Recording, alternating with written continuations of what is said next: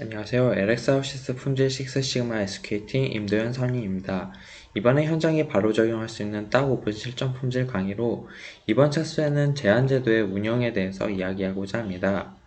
먼저 교육 순서로는요, 제한제도 해설을 하고요. 그 다음엔 제한제도 운영법에 대해서 이야기하도록 하겠습니다. 먼저 제한제도 해설입니다. 제한제도란 품질의 개선 단계에 가장 쉽고 가장 효과성 좋은 방법 중 하나고요.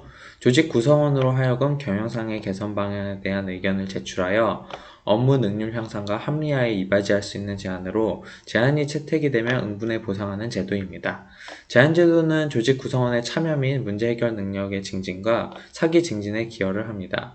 이러한 제안제도의 효율적인 운영은 경영의 민주화, 능률화, 경제화의 종합적 효과를 가져올 수 있으며 때로는 시장 경쟁력 있는 신제품 아이디어에 대한 구상이 도출될 수 있습니다.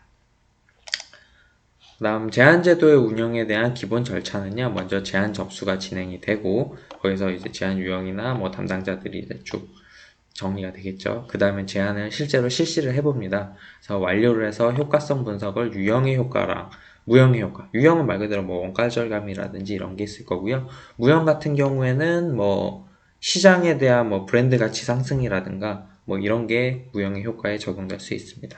그래서 이제 그 다음에는 이제 제안 완료된 거에 대해서 제안 심사를 한번 해봅니다. 그래서 해당 제안이 얼마나 효과성이 있는지, 그래서 팀장이든 심의회 의원회를 만들어서 평가를 1차, 2차를 진행해서 등급을 나눕니다. 그래서 고등급, 아주 수준 높은 제안 같은 경우에는 더 많은 포상을 주시고요. 좀 수준 낮은 제안이지만 나름 가치가 있다고 하면 좀 저등급이라 해서 좀 차등을 주는 거죠. 제안의 수준에 따라서. 그래서 월 1회로 이런 식으로 이제 포상을 준다든지 이런 게 있어야지만 여러 명의 이제 구성원들이 여기에 좀 집중하시게 되거든요. 그래서 이제 제안을 운영하실 때는 양식을 이렇게 좀 활용을 하시면 됩니다. 일단 제안서 양식이 있고요. 그 다음엔 제안 완료 보고서라는 양식이 있습니다.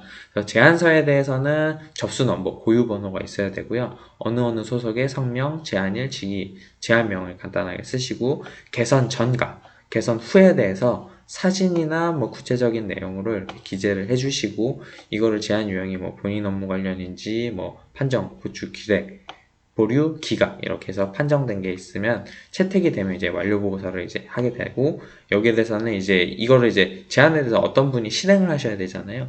그 실행하는 거에 대해서 이렇게 하고 그리고 이게 수준이 좀 꽤 높다 그러면 제안 심의에 적용을 해서 이제 제안 완료 보고서를 이제 추가로 작성하게 되는 겁니다.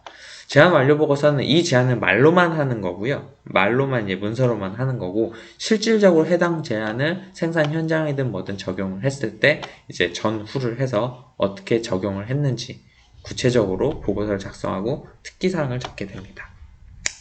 다음 양식은 이제 제안 심사 평가표라고요. 제안을 했고 제안을 채택을 해서 결과까지 나왔습니다. 그 결과를 한번 좀 약간 수준이 높다 판단이 되면 이런 항목별로 유형, 무형 효과가 얼마나 될 건지 그리고 적용 범위가 전사적인지 과별인지 개별인지 그다음 실현성, 즉시 실현 가능한지 아니면 좀 수정이 필요한지 그리고 품질 향상에 대해서는 대단한 향상인지 약간 향상인지 독창성에 대해서는 매우 우수한지 단순한 착상, 보편적인 착상인지 이런 거를 좀 세세하게 누구나 좀 납득할 수 있어야 되거든요. 왜냐하면 이게 납득할 수준이 아니면 제안자들마다 왜 내 제안은 수준이 낮냐, 왜 내 제안은 등급이 낮지 않냐 이런 게 좀 말이 많이 나올 수 있습니다. 그래서 제안심사 평가표에 대해서는 어느 정도 좀 체계를 갖춰서 만드시는 게 좋고 여기에 따라서 이제 점수제를 하셔가지고 이렇게 등급을 이렇게 만들어 주시는 게 좋습니다. 여기에 따라서 포상액도 이건 예시니까 예시에 따라서 이렇게 포상해 주시면 되겠고요.